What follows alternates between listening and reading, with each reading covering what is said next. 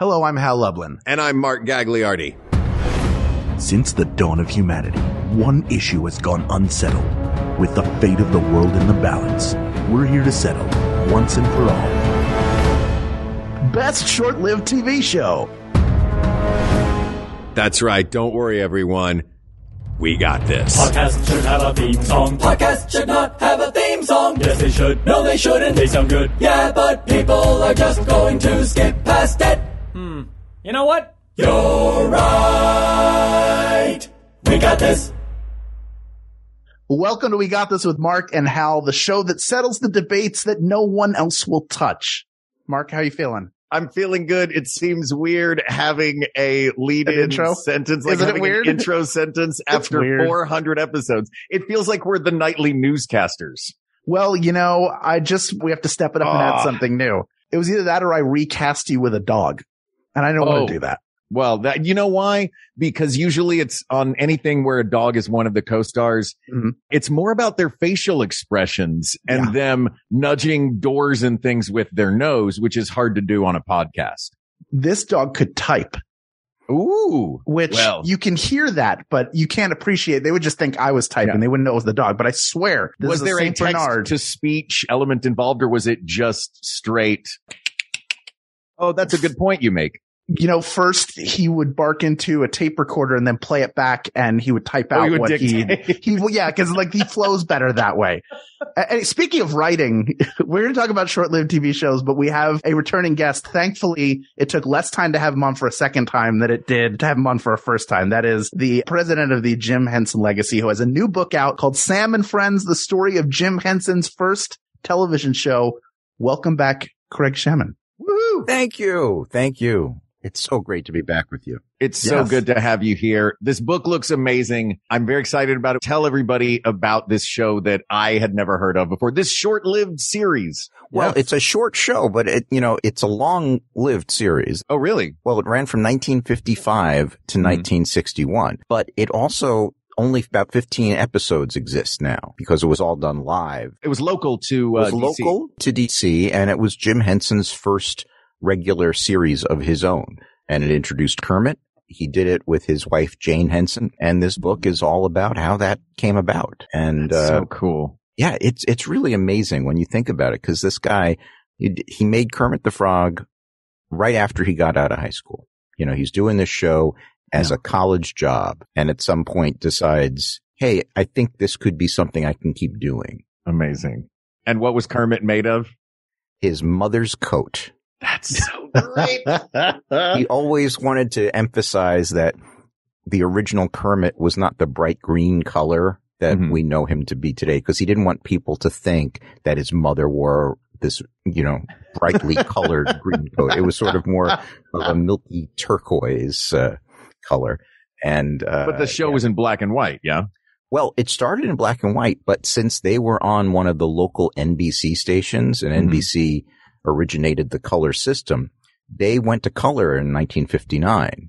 No kidding. Yeah. Wow. And, Jane had told me that Jim wasn't that crazy about doing that because he had worked everything out in black and white. Yeah.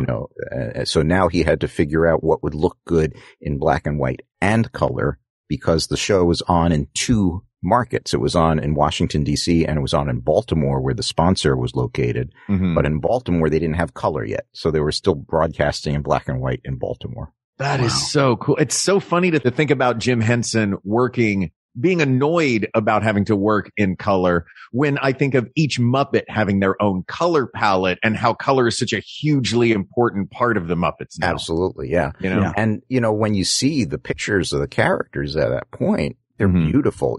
Not a lot of color material exists. There are a couple of films that they had done in color and a handful of photos that are in color. The book has all the photos in black and white, but if you get the ebook, some of them are in color. Ah, there you go. But the characters are great in black and white or color.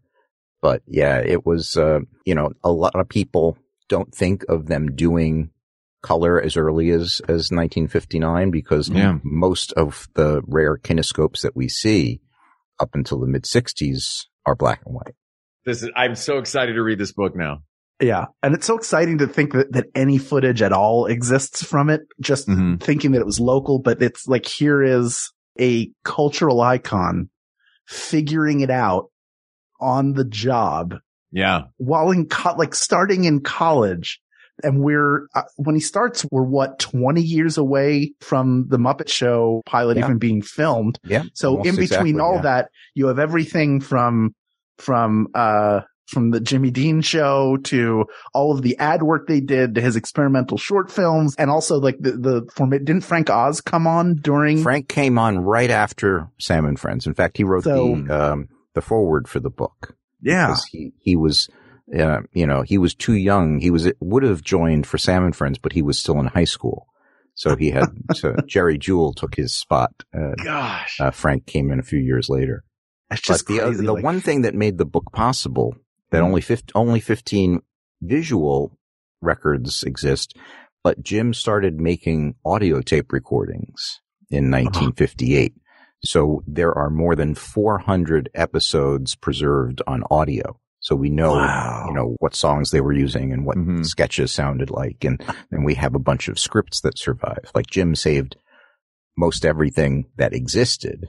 It was just too expensive to make kinescopes on a regular basis. Yeah. The audio tape versions, those weren't used for production. It wasn't like he recorded them and then puppeteered along to the audio. The audio recordings were made while they were shooting the show. Yeah. Those were just straight sound checks off the air. Oh, gotcha. But he also, I think one of the reasons he saved them was so he could reuse them later on. And that's why he sort of saved them, because while the show was performed live every night, the audio was always pre-recorded. Yeah. So we do have some of the acetate records that they played from the control room that, Jane Henson saved them for many years in her garage. So they were not in great condition, but we cleaned them up and transferred them so we could figure out, more of the story. And the whole thing was that Jim he didn't want to be a puppeteer.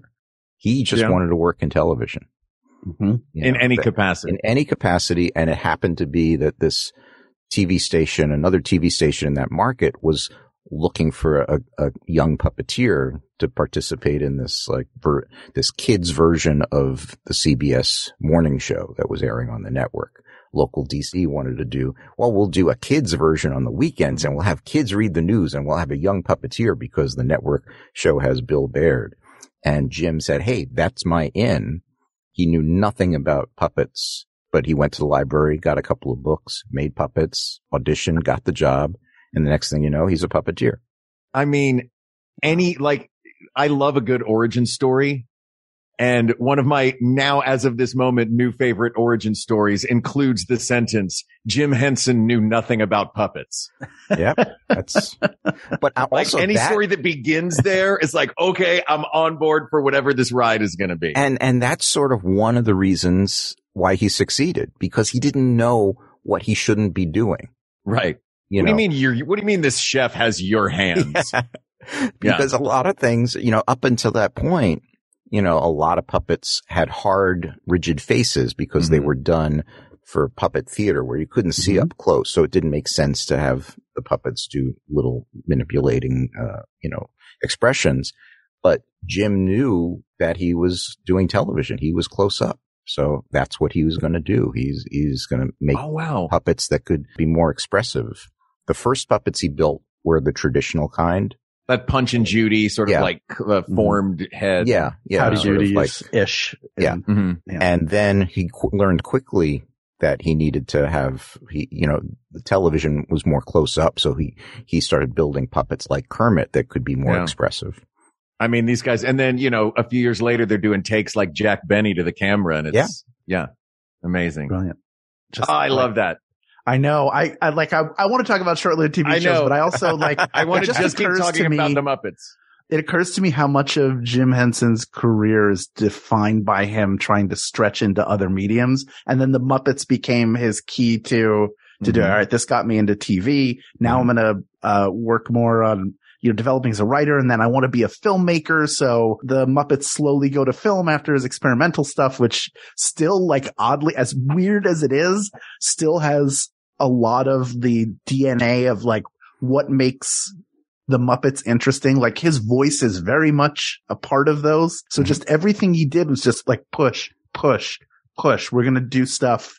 I'm going to do stuff that not even I shouldn't be doing, but nobody thinks I can do it. And that's exactly right. You know, when in the 60s, he was doing all this Muppet stuff. He was doing commercials and the Ed Sullivan Show to raise money, but essentially to do Timepiece and the other experimental things that he was spending. You know, he was making money on commercials to spend it to make short films and stuff. It was sort of, you know, he saw himself as a filmmaker and an artist. Yeah.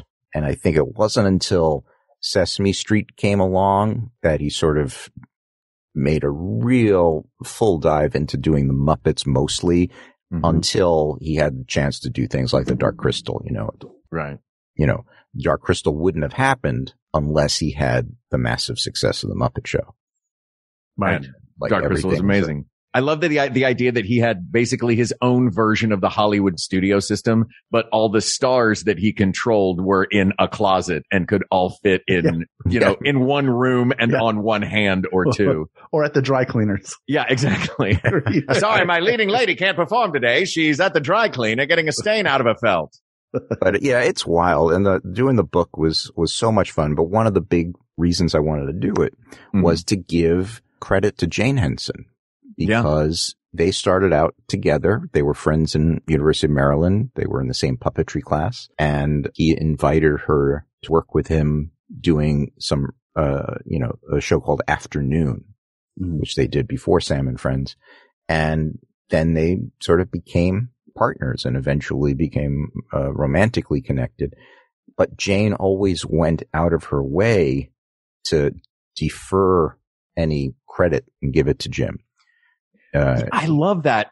Cause I was worried when I was, you know, I'm seeing this story and I'm checking all this stuff out about the book and the story of the two of them. And I think, well, if she was such an instrumental person in this, why do I only know the name Jim Henson? And it's because that was by design. That was her humility and her lifting him up and wanting to be in that role, huh? Yeah. And I did interviews with her before I even knew that there was going to be a book. And she would always say, well, it was really Jim's vision. I just helped. You know, she would say things like, oh, you know, for you to think that I had anything more to do with it, it's just silly. But it wasn't. She built some of the puppets. She was there and kept the show going when Jim wanted to travel and go to Europe. You know, she was really involved. And when they incorporated, she was a 40% partner. You know, that's not just a helper, you know. Yeah. So I really wanted to do this. And, you know, if Jane were alive, she would probably be embarrassed, if not a little angry about the level of, you know, credit that's given to her in this book.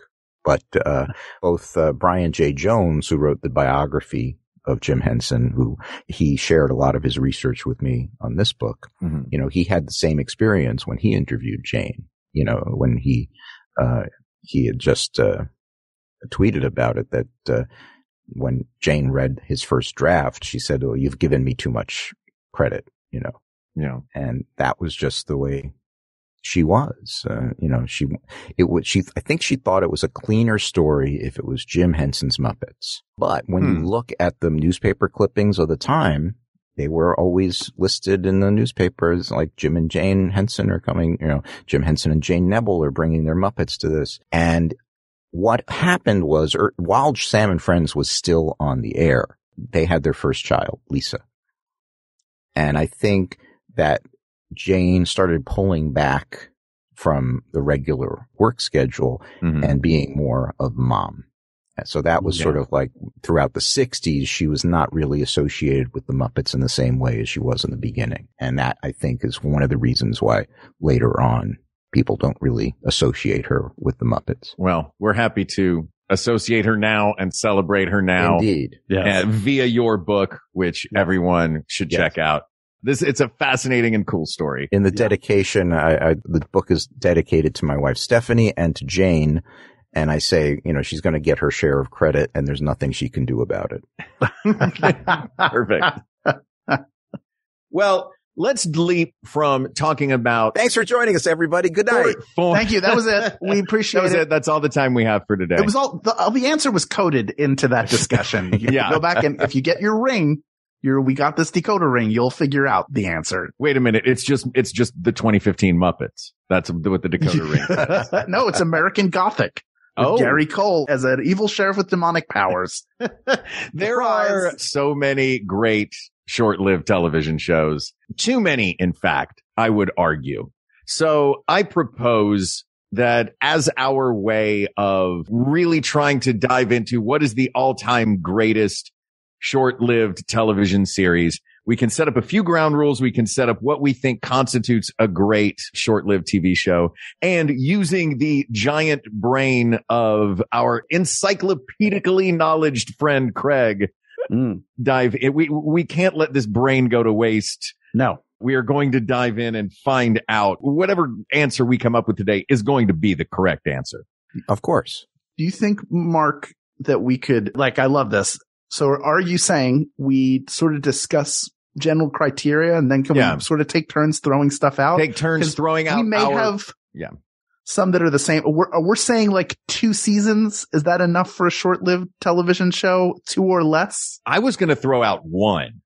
I was going to throw out single season shows as short-lived because there are a lot of shows that have 2 seasons. There are some, I think, that get 2 seasons, but because they feel so wildly unfinished, that makes it, that sort of lends to the short-lived nature of it. I do think if it makes it perhaps 3 it's seasons. less than 2 full seasons. Because there are a lot of shows that get 13 and then an additional 9. Right. Something like that in the second season. That it's not quite 2 seasons, but it's not really 1 season. Yeah. Because if we're going 2 full seasons, the answer is Blood and Treasure asked and answered. But if we're doing less than 2 seasons. Why didn't they bring back that guy from the YouTube video? It seemed like there's a lot to explore there. He was going to get a spin-off, I think. Man, I was so fired up. I was so fired up. And then to look on Twitter and people go, is that Hal? That was awesome. It was awesome. Again, my voiceover superpower is that I cannot disguise my voice. Everybody knows it's me, no matter what. I was like, no, that's supposed to be Peter Lorre. Here, listen again. Hi, it's me, Peter Lorre. You don't like me, do you, Rick? It's uncanny. You're the Jim Dale during audiobooks of television. Oh, Harry, Hermione, Ron, Severus Snape. The reason why I'm thinking of 2 seasons is, one, I don't think this is short-lived because it also can't, I also think it can't be something that has come back. Like Twin Peaks is a great example of this unfinished symphony, but it's this weird alchemy because, David Lynch is making this show with absolutely no intention of ever solving the murder of Laura Palmer.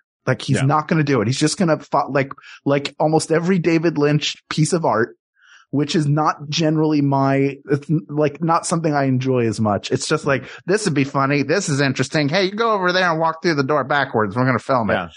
It just, whatever he thinks is interesting. And a lot of times there is something compelling. And that show was a cultural moment.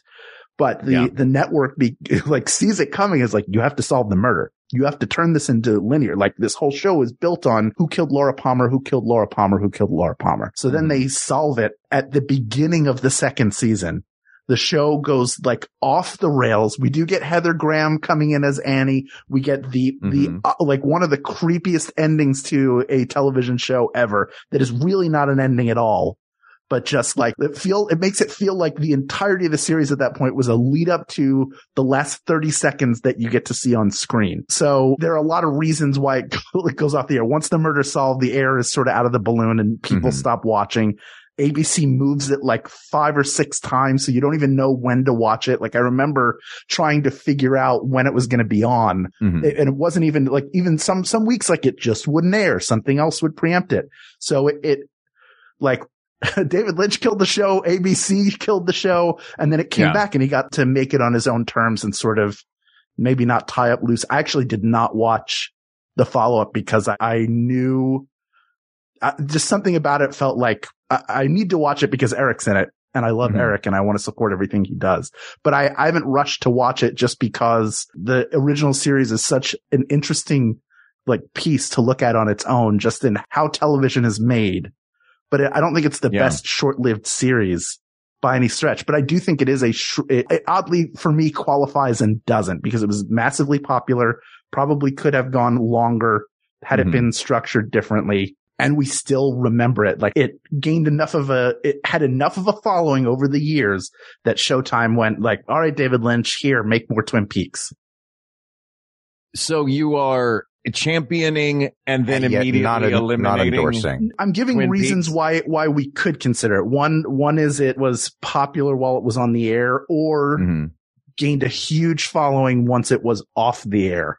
I think there's a lot of that's going to wind up happening. And the feeling of incompletion that it has, I think also there's a lot of that too. Short-lived. Sure. Yeah. And that's sort of baked into the show. But you mentioned that you didn't want to necessarily add this to the mix because it wasn't so short-lived, because it came back in another iteration much later. Right. I would argue Battlestar Galactica for the same reasons. 1979, one season with Bonanza Man. And then it Lorne comes Green? back. Yes, Lorne Green. As a Dama? His name escaped me for just Dirk Bonanza Man that's actually one of the lesser known heroes in the Marvel universe. Yeah. He had the ability, Plus show, though. Yeah. Whatever he touches burns from the middle out. He had the ability to have 4 sons, all of which were the same age as he was.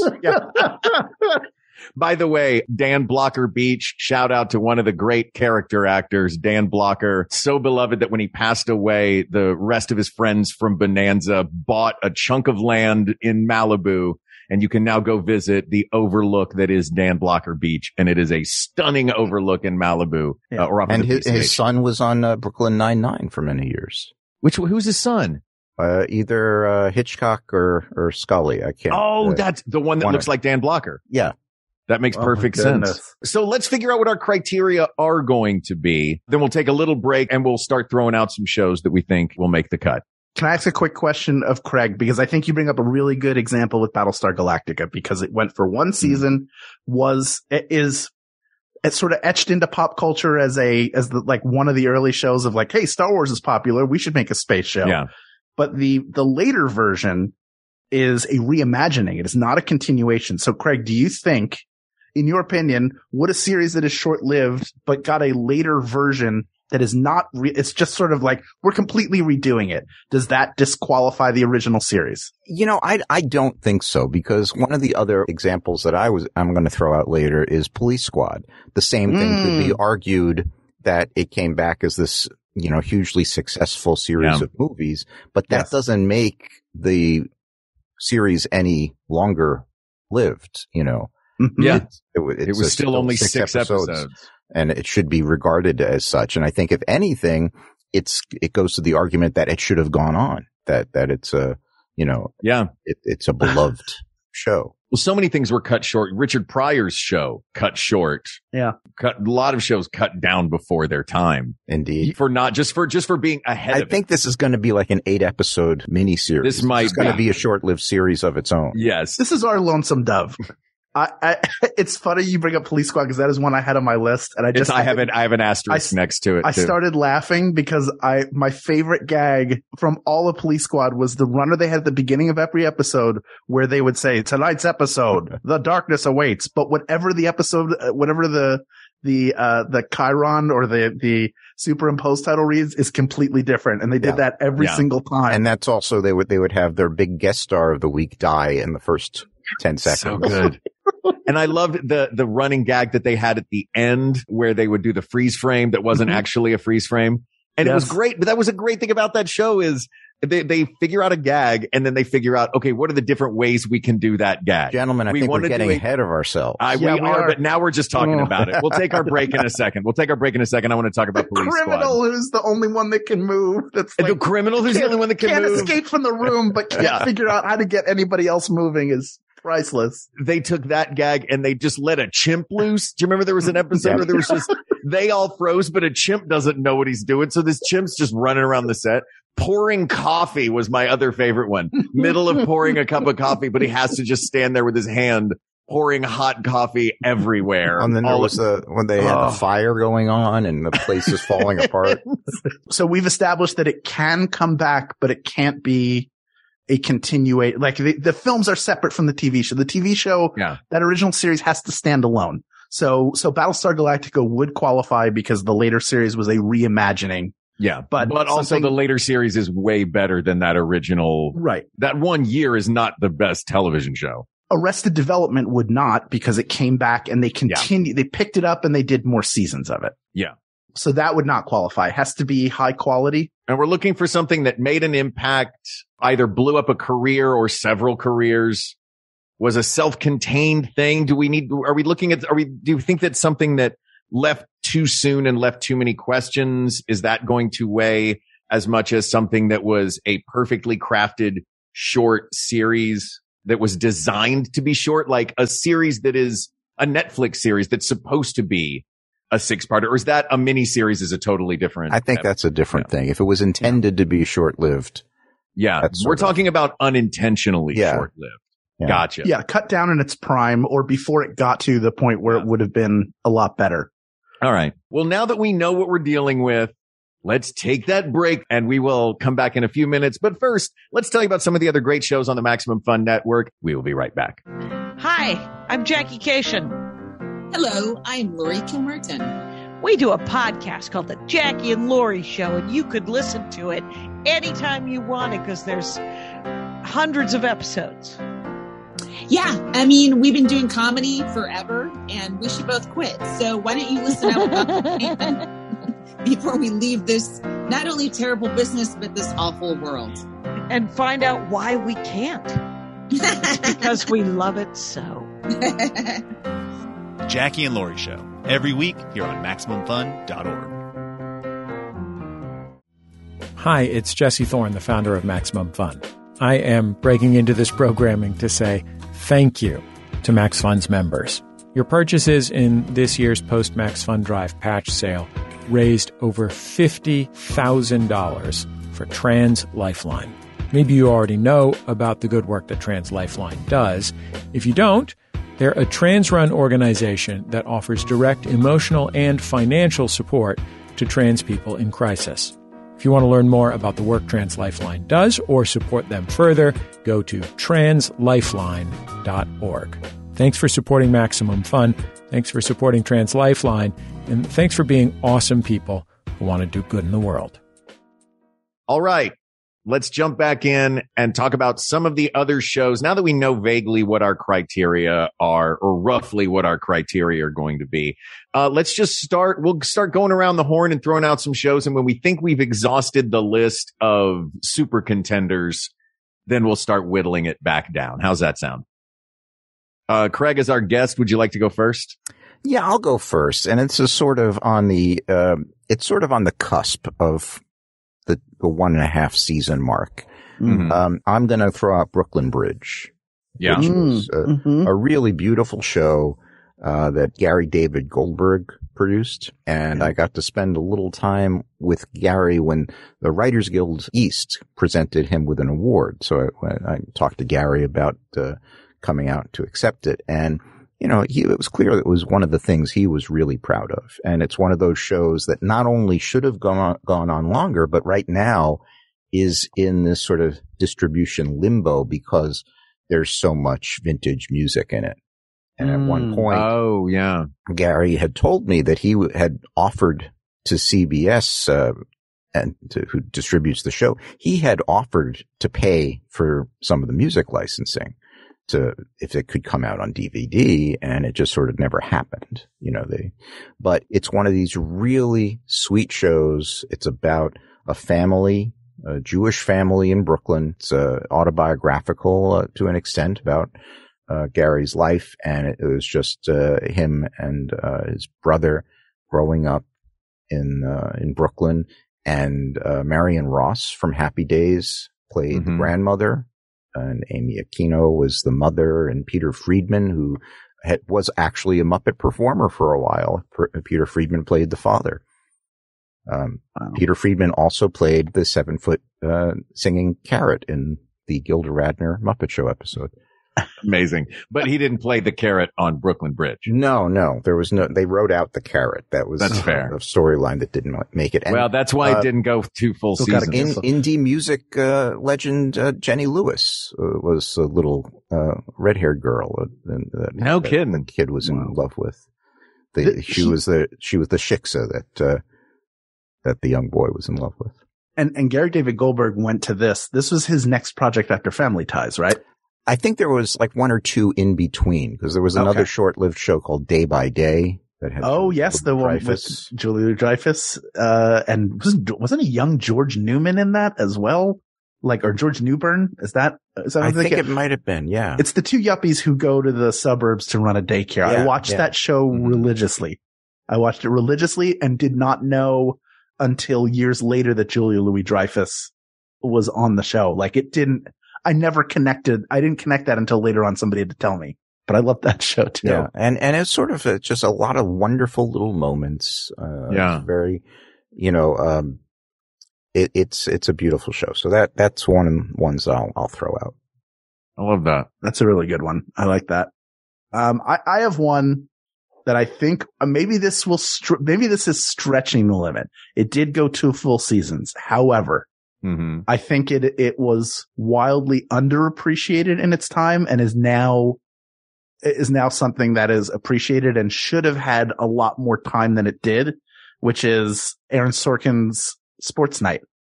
I thought it was a fantastic show. It had an amazing cast, including Felicity Huffman, Peter Krause, our friend Josh Molina, and the great Robert Guillaume, who suffered a stroke during production, and they worked that into the show. Like in a real, allowed him to sort of work it out on screen, which was incredible. It was like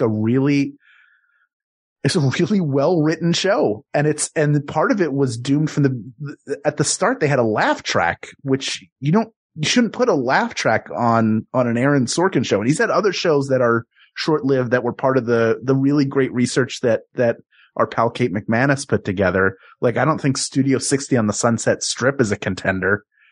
But hold on one second. That was the show I was about to throw out. Are you serious? Yes, to piggyback off of Sports Night. It was a shorter lived show. It was only 1 season, but it was also a legendary cast. What Sports Night did for sports broadcasting, Studio 60 was for a late night, was basically for SNL. I thought it was brilliant. I thought it had some of the best writing I've seen in my experience. And maybe it's because I'm a person who came up doing sketch comedy and where that was aspirational. And I thought the characters that Matthew Perry and Brad Whitford played on it, I thought were brilliantly written. And all of what Aaron Sorkin wanted to say about writing comedy, a lot of what he wanted to say about writing comedy, he said via the scripts on that show. The show within the show was not usually funny, which is a death knell for a show about a comedy. But that said, if you're doing a show that's kind of inspired by Saturday Night Live, which is an unevenly written show, you're going to have a show within that show that's unevenly written. Although I don't know if they intended it to be that way. Right. That's exactly my thought, Craig. And that's what bothered me about the show. Like, great cast, of course. Aaron Sorkin knows how to write dialogue. And it introduced me to Sarah Paulson. You asked for the laugh instead of asking for the salt or whatever it is, the butter in that first episode. Like, yes, I almost feel like someone's mansplaining comedy to me through the show, and the show within a show does not seem like it's funny at all. So it in that way, it felt, it just didn't, that part didn't work. Like, Newsroom works really well because you believe that the news show that they're on was a reputable news show at one point, and that Jeff Daniels' character is actually like was a revered broadcast journalism figure. You don't buy that the show is like, it's clear when I look at it, I'm like, oh, I know why this didn't make it past the season. I know why people maybe didn't. Yeah, I think one of the things that I think we may have, I don't know if we discussed it, I think we mentioned in the criteria that the shows that we're talking about sort of deserved more. Right. Yeah. And when I see Studio 60, I watched the season more. I was like, okay, I've got it. Yeah. Well, they also did a thing at the end of that season that left you not wanting any more episodes of it, because I guess they knew that that it was going to be over. They wrapped up every single storyline with a bow in that last episode of that show. I mean, the brother in Iraq turned out he was okay. They got picked up for another season. They get married. They're like spoilers for everything that could possibly happen in a season of TV. But yeah, they really. But what's interesting, when Sports Night, went off, Mm-hmm. There were outcries. There were fans taking out ads. There were, there was lobbying. And when Studio 60 went off the air, crickets. I don't remember there being an outcry. Bring back Studio 60. Yeah. Here, I mean, I was making that cry, but I think I heard you. I think I heard. I was the only one. I know I did. The final moment. The one thing that really bothered me about Studio 60 is the very final moment of the series, which is it's Bradley Whitford and he's on the stage where they do the show and he looks around and there's a ghost light in the middle, just, a bare light bulb on a stand. And he looks around at the set and he kind of nods and he walks over and he turns the ghost light off and that ends the series. And I thought to myself, the point of the ghost light is it is the one light that is on in the studio when all the other lights are off. And it was a perfect example of, but it's not as good an ending. It's a great ending if he goes and turns the light off. Accuracy be damned. The network was, going after cost-cutting measures on the Studio 60 electricity. show, and they needed to save that electricity. Imagine if it had ended with him turning the light off and leaving, and then a bunch of ghosts descending on the stage. Finally on time. I would love a show that in their series finale just immediately introduced a brand new, completely different genre show like that. If when Sam Malone says, "Sorry, we're closed," suddenly all of the bottles stand up and start dancing Toy Story style. I would watch that Cheers spinoff. All of these shows that are shows within shows, like Studio 60 or 30 Rock and stuff. Imagine, they could be so much more creative if they just said, okay, we're not going to have our storyline be the network comes in, wants us to cut our budget. Right. Just take that away. Yeah. It's like every single show about a TV show is like, we need you to cut the budget. Just once, I want the network guy to say, spend as much as you want. Yeah. Oh, though I'll tell you my favorite version of the network coming in and cutting the budget is Elliot Gould coming into the set of Star Wars back on SNL's early days. You mean Star Trek? I mean Star Trek, yeah. Yes. Coming into the set of Star Trek and pulling Spock's ears off. And then he pitches a fit. Oh, it's so good. It's my ears. Okay, let me ask you guys this, because there were two, just because it looks like, objectively speaking, Sports Night comes out of the Aaron Sorkin single season or short-lived battle, the victor. I have two that I think 1 or 0 of them will come out of this. They're both very short-lived sketch shows with incredible casts that were ahead of their time that came out at around the same time. That's the Ben Stiller Show and the Dana Carvey Show. Mm. Ben Stiller Show having Bob Odenkirk, Andy Dick, Janine Garofalo, and Ben Stiller in a single season Emmy winner. And then you've got the Dana Carvey Show, which is Steve Carell, Stephen Colbert. Who else was on that one? That's Smigel? Robert Smigel, and again, Bob Odenkirk. Odenkirk being the crossover. Legendary Writers Room as well, featuring some people who probably should not be working in show business anymore, but are there. And some of the canceled comedians are in plenty of canceled comedians sort of peppered in there, but it was that's like that's like one of those shows. Which one are we talking about? I mean, it's Dana Carvey, Dana Carvey show in particular. Ben Stiller show, I think I don't think people were ready for it. And maybe not Dana Carvey. Like that show didn't belong on network television at the time, but we didn't have, even though cable existed, if that show were to be made today, it would have found a home somewhere else. It would have wound up on a Netflix. It would have wound up on some streaming platform where it would have been able to do its thing. But it was like crazy. There was almost like it's a ton of talented people and they're all very good at what they do, but also like there was a chaos to it of like, now we can do whatever we want, which can be great. And also can be like, there's a duality to that in terms of how good it is for a television show. Yeah. I think that's a good point. Craig, were you a fan of either of those shows? Very much so. I think that I probably would give the edge to Ben Stiller. Just because they're, I think they were sort of, I don't know, it just seemed like they were going in more imaginative directions. Mm-hmm. But I like them both. Do you think that was singularly Ben Stiller's vision and creativity that led it in more of a out there direction? Possibly. Yeah. Possibly. I think that he certainly was sort of had this a very cinematic way of doing his comedy. And I guess the other one felt a little more Carol Burnett. Like Network in a Dana Carvey. I mean, even for a while, it was like Taco Bell presents the Dana Carvey show. And then down to like where they ordered lunch from. Yeah. Like they had to find sponsors because the network, they kept losing sponsors because they were doing like the first episode, Bill Clinton breastfeeding puppies. Yeah. There's a really good documentary about the Dana Carvey About the Dana Carvey show? Yeah. Yes. Yeah. It's fantastic. It's on Netflix, isn't it? There you go. Or Hulu. Which is one of those places where the show would have wound up. Yeah. All right, so I'll give the edge to Ben Stiller on that. Yeah, the Ben Stiller show, like Ben Stiller he's one of those guys. Yeah, come on, do it. Come on, do it. My wife's a fan. Come on, do it. Come on.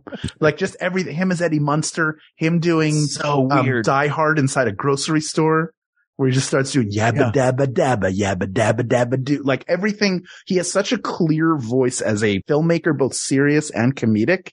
Yeah. So he brought and developed those chops. I mean, like he was one of those guys that just didn't work out on SNL. He was there during that like kind of Lost season, and he was doing I think the bowling version of Color of Money was one of the things he did on SNL. And it's like, oh, he doesn't belong here. He needs to do his own thing. And he was great when he did. And that entire cast is like, it's a crazy good cast. You got Jimmy Garofalo. You have Andy Dick, probably maybe outside of news radio, the best he ever was on television. Oh, yeah. And he like there's a reason why he worked as much as he did. He's a really talented comedian, and he was really good as part of ensemble. And Bob Odenkirk also, like, it was just a killer. It was like just a group of mercenaries that came in and killed. And all of the episodes are good. Yeah. But nobody watched. It was on Fox at a time when Fox wasn't really Fox yet. They had like The Simpsons. Well, it was when Fox was trying to swing for the fences. Was Cop Rock around that time? Because was Cop Rock a Fox show? This is when Fox was doing crazy stuff. Cop Rock was ABC, wasn't it? think was Cop Rock ABC? Cop Rock was ABC, yeah. But it was maybe they were just all swinging swinging for the fences. I do remember watching, I think Cop Rock only went, 3 episodes? Yeah. Before it got pulled? I watched the second one where it starts. It was not gone too soon. It was gone in the right amount of time. It started, not on our list. Gone a little too late. Yeah, We're not putting that on the list. You have another one, Craig? Craig, what you got? Well, yeah, it's a relatively obscure one, but one that I remember vividly. It's called Morton and Hayes. Okay. And Morton and Hayes was basically recreations of, 1930s two reel comedies. Oh, cool. And it was Rob Reiner would introduce another each week he would introduce another film found in the archives of Morton and Hayes. Chick Morton and Eddie Hayes, or it was like an Abbott and Costello team, and it was Kevin Pollak and Bob Amaral playing this comedy team. And I think they were done in black and white, and the wraparounds were in color. And they would sort of take a different sort of theme, and they would have, different actors playing their wives in episodes. And it was basically, if you took Three Stooges shorts and merged them with Abbott and Costello, this was what would happen. And it was basically, I think it was like 6 episodes. I just remember they did an episode where they happened to win a radio quiz show. And, the character is accidentally answering the questions correctly. He's on the phone. It's like, what town in the Great White North is home to such and such? And he's having another conversation when, it's like, hey, Eddie, when are we going to eat? I don't know, Chick Alaska. I don't know, Chick Alaska is right. I've never heard of this show, but for some reason it seems vaguely familiar to me. Like, it's stuck in my head. Like, this is something I absolutely, had I known about it, would have watched when it was on in 1991. And I love having Rob Reiner, who is, I mean, the guy knows genre work. I think in the last 1 or 2 episodes, they actually have Morton and Hayes as guests. So it's them wearing all the old age makeup and talking about how they ended their career, what they're doing now. Produced by Christopher Guest, also, by the way. Yes. Catherine O'Hara showed up. Christopher Guest, Catherine O'Hara, young Courtney Cox is in there. Louis Arquette. Like a lot of those, right? Michael McKean is in there as Dr. Mummenschank. Some of them are on YouTube. So, they're fun to watch. Now, the thing is, I really think it's well done. It's a fun show.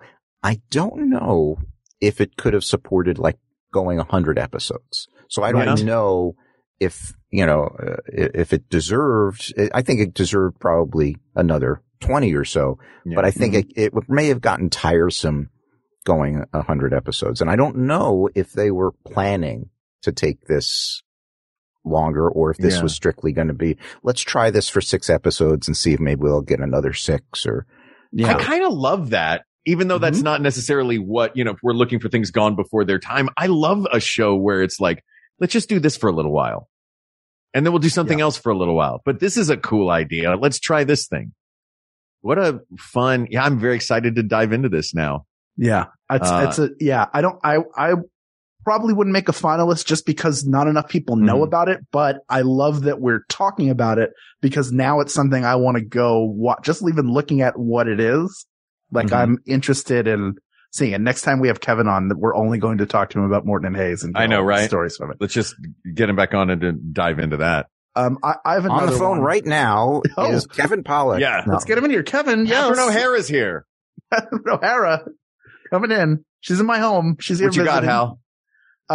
Okay. This is a show that there was a budget issue. The music was expensive. It was an expensive show to produce, but in the 18 episodes it has, and it feels like there were only 6, it somehow captures an earlier period of time, what it was like to be young and unpopular, and then what it's like as a teenager to try to navigate school. And that is Freaks and Geeks, which is again, one of these, it's like a pop culture nexus in terms of pretty much everybody from that cast has gone on to work. You have Sam Levine, Martin Starr, and John Francis Daly as the geeks.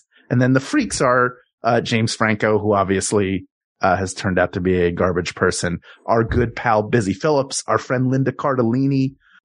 You have Seth Rogen and Jason Segel. It's a Judd Apatow show.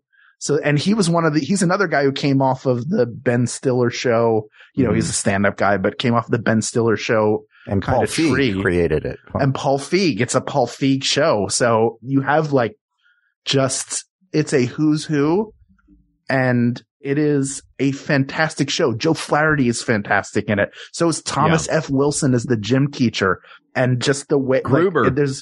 And Gruber. Oh my God. It's a perfect cast. It's the greatest. It's one of the greatest casts of all time. That is a show that definitely deserved more. Yeah. Yes. It could have gone longer. It should have. You couldn't do it again because you couldn't get the cast back. But to have all of those people working on that show at the same time and have it be written as well as it is, that it has heart and it's funny and it's awkward and it's relatable, and yet you can also sort of watch it at arm's length. It is a masterpiece of a television series. And you look at it and go I can't believe that this didn't go longer. Like it is maybe the perfect definition of unfinished business in a TV series because it could have kept going. And yet the ending of the season feels complete. The series dancing not. to Let's Sail Away. Isn't that the very last episode? Is it the dance? Wasn't Lindsay left town and to go, she was going to go to a summer class thing, and then she ended up getting on the van and going to the Grateful Dead concert. Right. It's just, because it's an evocative ending that sets up a second season that's going to be different than the first season.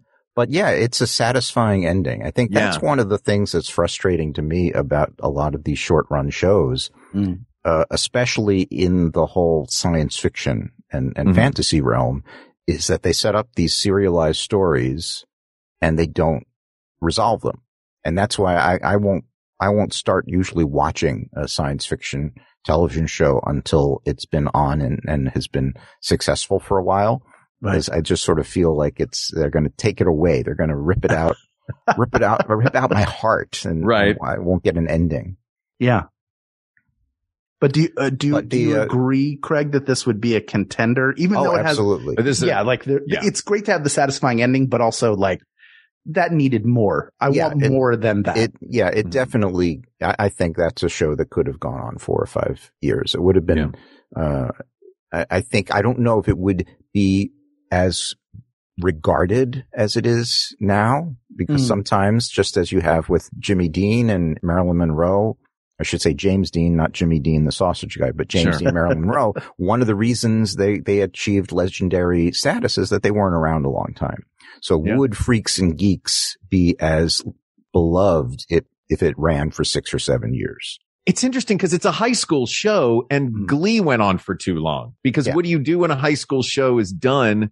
You follow the characters off into college. I mean, they made Undeclared, which wasn't the same characters, but sort of a, it was thematic, in the same sort of spirit. Thematic vein, yeah. But you do have kids that are freshmen in high school, so you have a way for it to continue. You have 4 years. And there is, they do benefit, you're 100% right, Craig, from that. There's the intrigue of the question mark. What would James Dean have been? Anybody who tragically died early, John Lennon, what would his music have been like as he moved through the 80s and into the 90s and the 2000s? Like, we'll never know what those people produced. I mean, John Lennon is different. He leaves behind a much larger body of work, but James Dean, Marilyn Monroe, people and shows, things that are gone too soon. You're always left to wonder, and what you're left with is, if it's really good, you kind of don't want, like, I don't want this. I don't want to think it ever could have been bad. Mm-hmm. Yeah. I have, it's funny. We've talked about the main ones that I wanted to get to, except for 2. I have 2 left on my personal list. And these are ones that I've not seen the entire series of either of these, but knowing that this was going to be our topic this week, I dove into them and loved them. And I will probably finish what there is of them. The first of them that I will point out is what I think is a perfect marriage of writer and performer. And that is, I think that Amy Sherman Palladino's script in the hands of Sutton Foster, Broadway star Sutton Foster, I think Bunheads is underrated as a hilarious and brilliant show.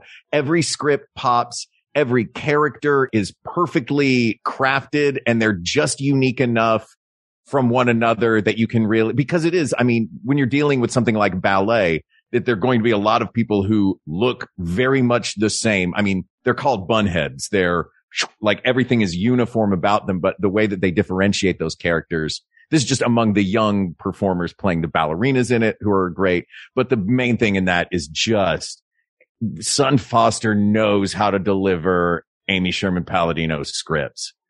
And she's so funny and so real and so good on that show that I didn't want that one to go without a mention. Yeah. Have either of you guys seen? I highly recommend if you haven't. I have not, but I do love Amy Sherman Palladino. As someone who I watched all the Gilmore Girls when we were growing up, so I did tune in to Bunheads, and I did enjoy it a great deal. But I think that it sort of seemed so Gilmore Girls adjacent that it was sort of. I think I would have loved to have it be its own thing a little bit more. Yeah, but I did enjoy it. Yeah.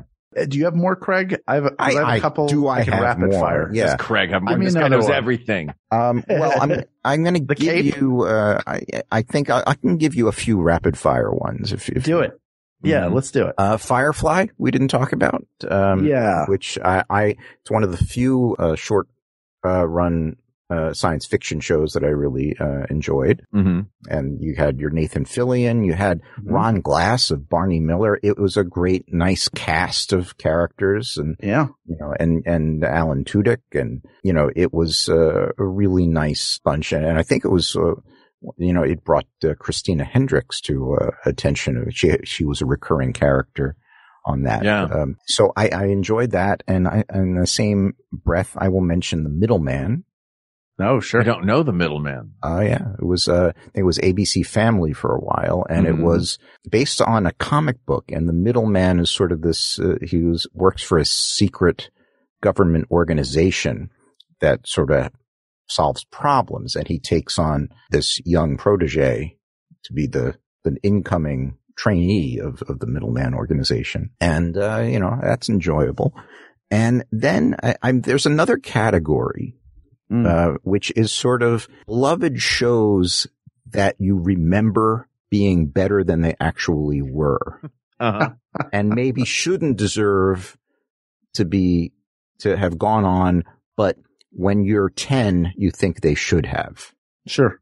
So I know that's a long category, but I would put a show like Salvage One in that category. And that, by the look on Mark's face, he probably has no idea what that show is. But come on, this is Andy Griffith. Yeah, exactly. Yeah. Yep.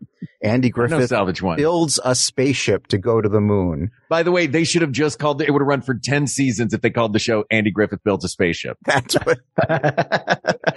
Why did they not do that? Like, give him a song to whistle? Come on, people. It's Andy Griffith. Exactly. But I think the problem with that show is that they go to the moon in the pilot. Yeah. They've already done it. Yeah. Where do you go from there? Yeah. It's just them jumping sharks every episode. It's like, they run a shark jumping company. One of the episodes is we got to bring an iceberg back to Los Angeles to solve the drought problem. That's exciting television. Oh, I love that. But, when you're a kid, it aired in like 78. I guess I was like, 12 or 13.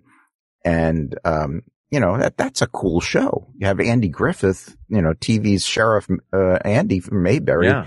He's going around with Joel Higgins. So speaking of Joel Higgins and then Andy Griffith, Best of the West, another show that I think should have gone on longer. That was a sitcom, a multi-camera sitcom Western, which was rare. And cool. I've never even heard of, Joel Higgins plays this guy who ends up going to a town to become, and he ends up being the sheriff in this town. Mm-hmm. And Leonard Fry, plays the town villain. And I think Andy Griffith comes in one or two episodes as Joel Higgins' father. So this was like a multicam sitcom? Yeah. Yeah.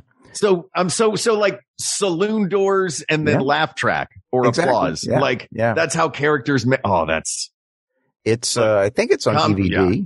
Sitcom characters making an entrance is one thing. Cowboys making an entrance through saloon doors is another thing, but I never thought that the two were on screen at the same time. Right. And then that's the whole thing of those sitcoms that are sort of high concept like that, or had a struggle. Like Quark is another one. Mm-hmm. Quark was Richard Benjamin playing the captain of an intergalactic garbage scow. Awesome.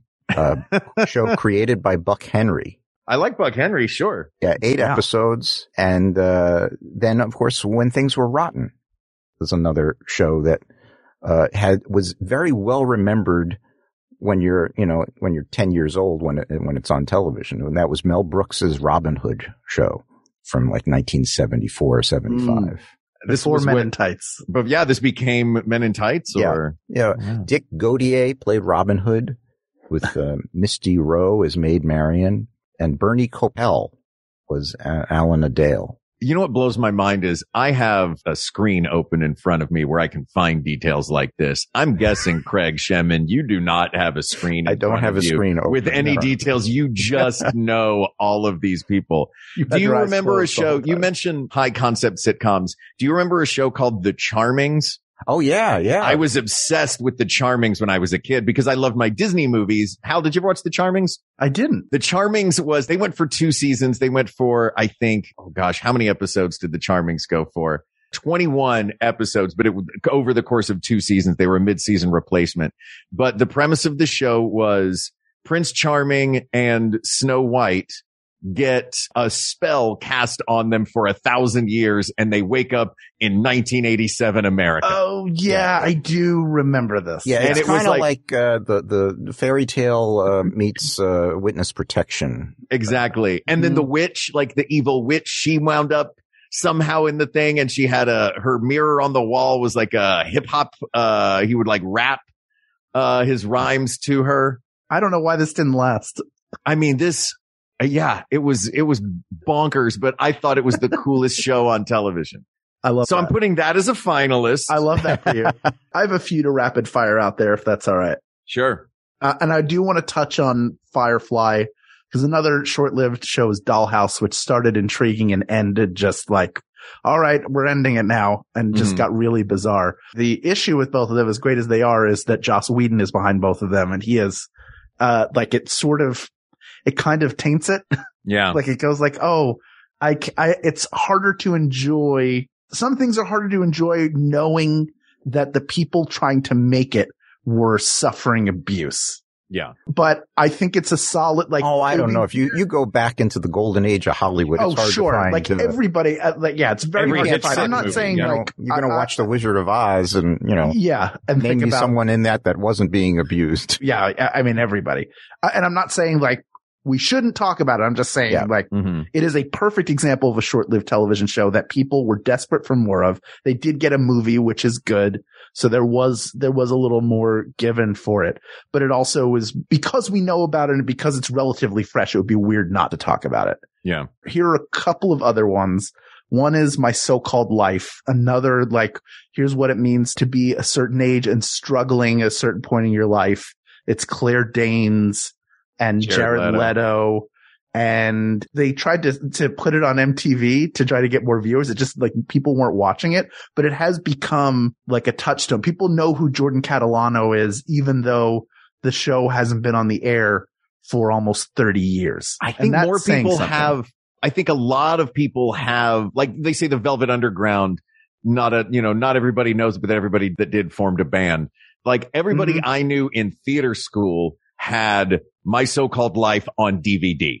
Yep. That was in everybody's collection. The show did not do well when it was on television in 92, but a decade later or, a few years later, everybody had it on DVD. All of the artist kids that I knew growing up. I was just trying to think of like which other one. I think Pushing Daisies is worth a mention, which is another wildly popular. That's the Lee Pace. Yeah. Where he can bring people back to life to help solve their murder. Jim Dale is the narrator. Lee Pace. They did a great episode where it was themed to Pete's Dragon. With Jim Dale narrating. Yes, and there was a lighthouse, and then there was like a kid, and then there I think Kristen Chenoweth sings "Candle on the Water" in it. I love that song. And it was just sort of like a bunch of like little references to Pete's Dragon. And then the other one that I feel like we can't really leave this without talking is Jackie Gleason's game show, You're in the Picture, which lasted for 2 episodes and ended with him apologizing to a national television audience for putting on a show that insulted their intelligence and promising to do better. Do you know this show, Mark? No, I've never heard of this. That's brilliant, though. It aired. This is post Honeymooners. He's already done the Jackie Gleason show and he's trying to stretch. So it is... It's a painting with a cutout, and famous person sticks their head through the hole and asks, they ask yes or no questions to figure out, what scene they're part of. And if they did, like what painting am I in? Oh, like I might be in like a famous Seurat or a Degas or, just some famous, like the Night Watchman, and you have to figure it out by asking yes or no questions. And it was, terrible. But then the second episode. Yes. And the second episode, she apologized. But the panel in the premiere, for you Disney fans, features Pat Carroll, who went on to play Ursula, Little Maid, and also Arthur Treacher. So really just loaded. I mean, it's just so. Yeah, it's a great. At one point, Arthur Treacher's putting his head through the thing and say, "Jackie, am I a man?" "Yes, Arthur, you're a man." Yeah. I see why do you think 2 episodes was too few? Well, they only did one that was the actual show. The second episode was Gleason just sitting in front of a curtain with a coffee cup full of booze, basically explaining how the first episode got on the air. Yeah. Oh, that is the definition of a short-lived TV show right there. The beauty is 1 episode and 1 apology. Well, I think there was a shorter show. Turn On, I think, was shorter. Yes, that was 1 episode, right? Yeah, I think it was almost canceled after the first commercial. That was ABC's Laugh-In knockoff that they did. But here's the interesting thing about You're in the Picture. We've talked about it way more than I thought we would at this point. Although I knew you would know it, Craig, and have something to add. But you can watch both the premiere and Gleason's apology from the original broadcast at the Paley Center for Media in New York City. But the apology is widely, like, you can find it on YouTube. Yeah. And it is amazing to watch him admit, I knew about this show because I read about it in Uncle John's Bathroom Reader when I was a kid, about like the biggest flops of all time. This is considered one of the greatest television failures in history, from one of the most beloved stars in television history who starred in one of the most beloved sitcoms in American television history. Yeah. So it's just, it's fascinating. And you thought as a little kid reading this in the Bathroom Reader, one day they'll invent something called YouTube and I'm going to watch this show. I am going to talk about it. We're going to have a conversation. There's a thing called a podcast in the future. I do have one more. I have one more too. The other one I have is Babysitter's Club, which was canceled off of Netflix after 2 seasons. Of course, it features our friend Mark Evan Jackson, but it is for someone who did not read the books. You know, I watched it because I love Mark and I will support anything that he does because he's fantastic and a wonderful human being on top of it. I did not expect the show to have the heart that it did, to suck me in the way that it did, for the cast to be as amazing as they were. And the show was gone too soon, could have and should have gone much longer. Yeah. I want to throw out one more as well. This is of the 2 that I mentioned before that I was like, I did a little, knowing that we were going to do this, I did a dive into some of the ones. I went online and found some that people were really speaking highly of. And one that I saw, and it's recent, so it's on my mind. I've never seen a show swing for the fences like this. And I think, for my personal tastes, objectively speaking, it's kind of a mess, but for my personal tastes, I loved it. You're talking about the Brady Brides, right? Brady Brides. That's it. I am talking about the Netflix series from 2016, The Get Down. Baz Luhrmann introducing the world to the hip hop of the late 1970s in the Bronx, via Daveed Diggs playing a rapper in 1996, doing lyrics by Nas, narrating the story of these 4 or 5 kids creating hip hop in 1977 in a screenplay written by Baz Luhrmann.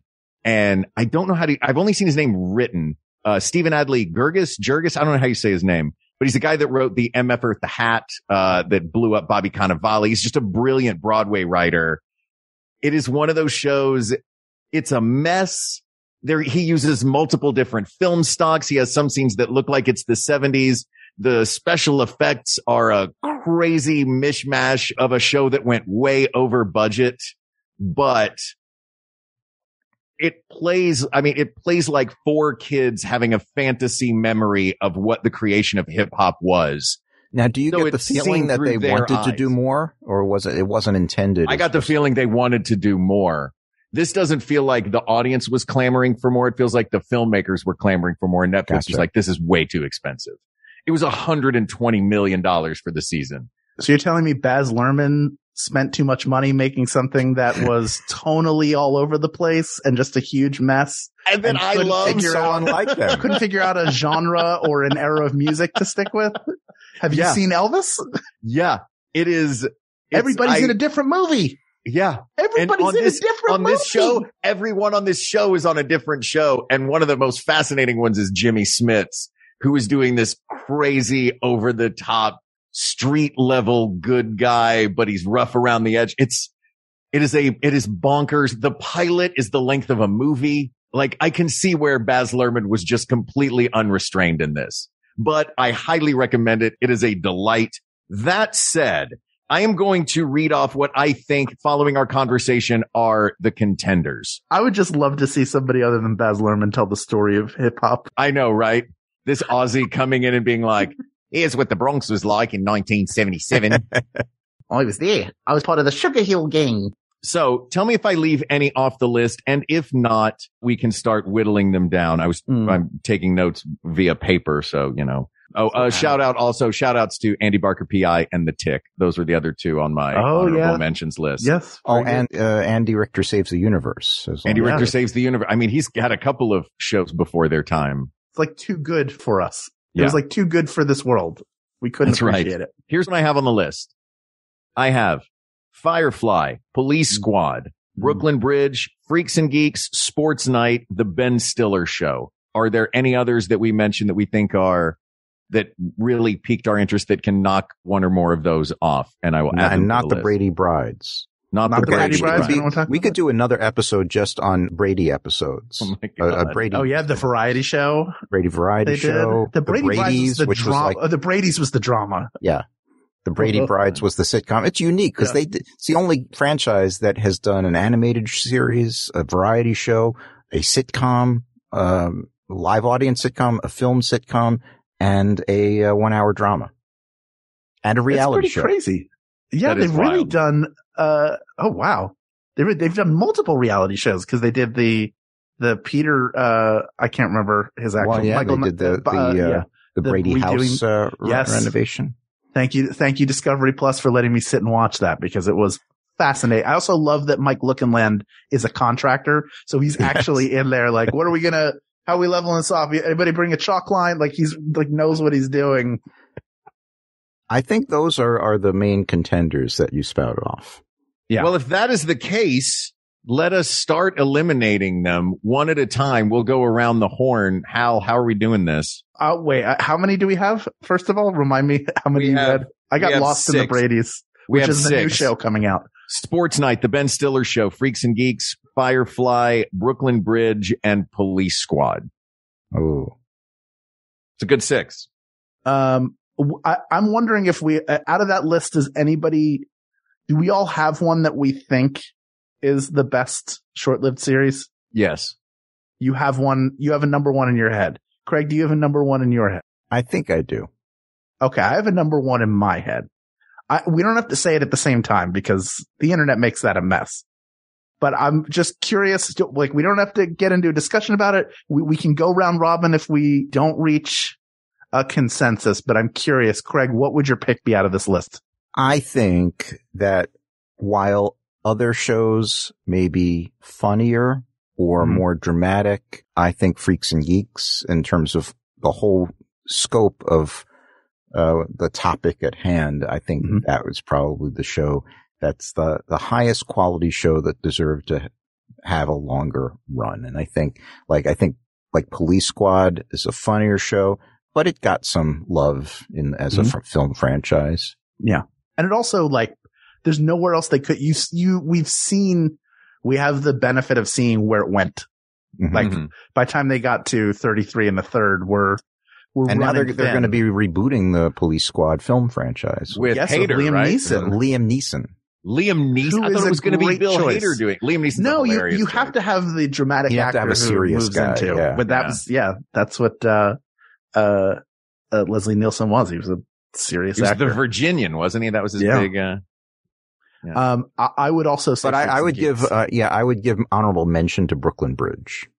Yeah, Brooklyn Bridge is one I want to watch. I don't think it has the cult following, but the beauty of doing a show like this is everybody listening, and Mark and I know you've seen everything, Craig, but we get to go enjoy some of these shows. Like I want to go watch Brooklyn Bridge. It sounds fantastic. I definitely want to watch Morton and Hayes, which feels like something that should have been on my radar in 1991 that I 100% would have watched. But I think that Freaks and Geeks is such a well-made piece. And again, we know, same thing as you point out with everything, like we know terrible things were happening on that set. But to look at it as the piece that it is an unfinished symphony. It still stands. The smart thing about making it about the 80s in the year 2000 is that it gets to live on in that way. There's nothing contemporary. There's nothing that ties it to the time in which it was specifically made. And I think it resonates, certainly it resonates very highly with me because I grew up in that era. My bar mitzvah was 1979. Perfect. So it was, Yeah, you're right in that pocket. And there's enough that I remember there being a little bit younger than you, but still having an appreciation and understanding and being alive when that show takes place. There's a lot there that I recognize. And certainly as someone who has been a teenager and a high schooler of many ages and had my struggles being a geek pretty much all the way through, I identify with it in a really strong way. Like there's something we can all connect to there. And that's kind of the beauty of it and what allows it to live on. Mark, did you have a different top pick? It's okay if you did. We can definitely, I mean, technically we said it had to go just under 2 seasons and Smash went just under 2 seasons. So with Smash aside, I think, yes, it's, Freaks and Geeks was at the top of my list. Well, there you go. We don't have to eliminate anything. No, we get to leave all of them on the second place podium. Yeah. We didn't have to cancel any of the short-lived shows. Yeah. They get to remain. I think as Hal was saying, listeners, if you're still listening, the stuff we talked about and so much more. People stream the same shows over and over again. People will go through their 4th or 5th run of Friends or New Girl. Nothing wrong with those, but there's so many rarities. Like on Crackle, you can actually watch Salvage One and some of these other shows that you can watch Bridget Loves Bernie. You can watch Fish.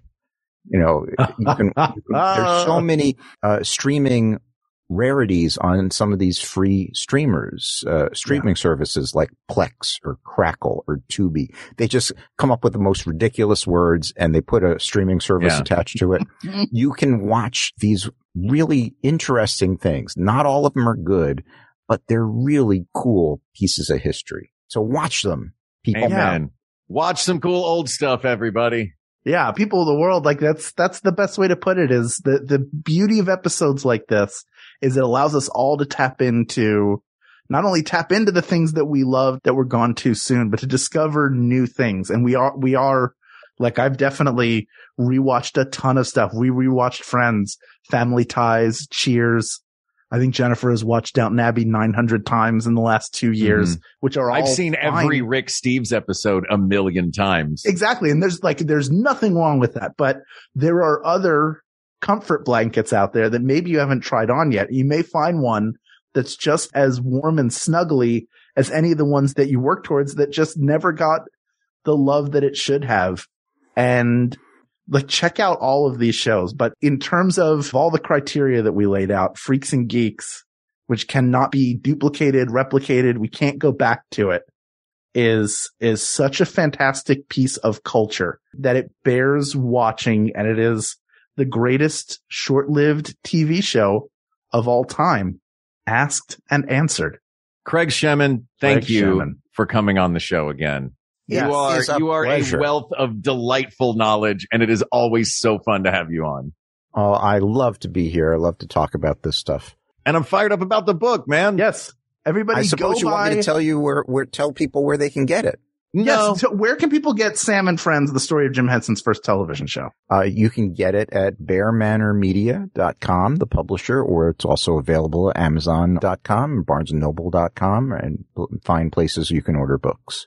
Very cool. It's fantastic. I'm so glad we got to talk about it more because everybody who listened, we are very lucky to have a super intelligent and pop culture savvy community around this show who love the Muppets. So if you, whether you've never heard of Sam and Friends or you've heard about it and think you know the story, you need to get this book and hear it in full because nobody knows this stuff like Craig does. You've literally wrote the book. I love your show so much. I don't know if I've ever mentioned this, but I've listened to that. And it's also, so many of the people that come on as guests just are so immersed in the pop culture and they sort of have, you could hear coded responses in their dialogues. I remember listening to a show that you did with Josh Molina and you're talking and talking. And then he just, out of nowhere just says, "Oh, a rotisserie." And anybody who knows The Odd Couple knows that that's from the Monty Hall episode of The Odd Couple. I'm listening. I'm like, wait, did he just say that? He's giving, it's a dog whistle to Odd Couple fans throughout the universe. We know that Joshua Molina is one of us. Oh, I love that. Well, thanks. Well, you are among that pantheon. It's such a pleasure. So grateful to have you on the show, but even more than that, to be a friend. I feel bad because I literally, I hate to do this on the recording, but we should talk more. We never talk. And I take responsibility for that, but it's a pleasure. Like, I just can't thank you enough for spending time with us. The pleasure, as they say, is mine. Well, no, thank you. Mine. Now we're in a fight. No, don't fight. Come on, Hal. We have to do more episodes. There are plenty more topics to discuss. So please, people of the world, reach out to us on Twitter at We Got This Tweets, or you can email us at wegotThisPodcast@gmail.com, but go to our Facebook group, facebook.com/group/WeGotThisPodcast. Talk about your favorite short-lived TV shows. There's no way we could have mentioned them all, but we love when we all get together and share television shows we've enjoyed. Let's make recommendations to one another. Thank you to producer Ken Plume, the guy who makes it all happen. You can follow and support him at patreon.com/Ken Plume. You can watch his wonderful show, Force 5, if you are a Star Wars fan or a toy fan, or you just like fun conversations. It's good for all of those things and all the other wonderful things he has available there. Thank you to researcher Kate McManus for giving us so much great information to use in this episode. Thank you to graphic designer Uri Kelman and QA engineer Jen Alba. And thanks, of course, to our musicians, Jonathan Dinerstein and Mike Furman, for our score and theme song, respectively. And thanks to you, the people of the world, for giving us an opportunity to sit down with Craig Shemin and talk about his new book, to talk about some amazing TV shows that some of us have never heard of before. This Kevin Pollak show, I'm very excited to go check out. Yes. And thank you most of all for just giving us the opportunity to have this fun time together. And if we were all collectively one TV show, I would not want one season. I want 6 seasons in a movie with all of you. And we're going to party it up at the premiere. So say we all. Amen. So That's say right. we all. For Hal Lublin, I'm Mark Gagliardi. For Mark Gagliardi, I'm Hal Lublin. And don't worry, everybody. We got this. We got this. MaximumFun.org. Comedy and culture. Artist owned. Audience supported.